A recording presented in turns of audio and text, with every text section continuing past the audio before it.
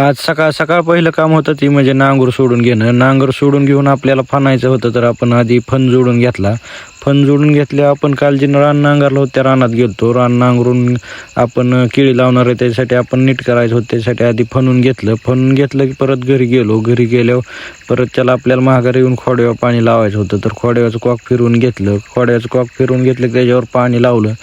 पाणी लावलं की परत आपल्याला फनायचं ही सगळं झालं. तर फनायचं झालं की आपल्याला रोटर मारायचा होता.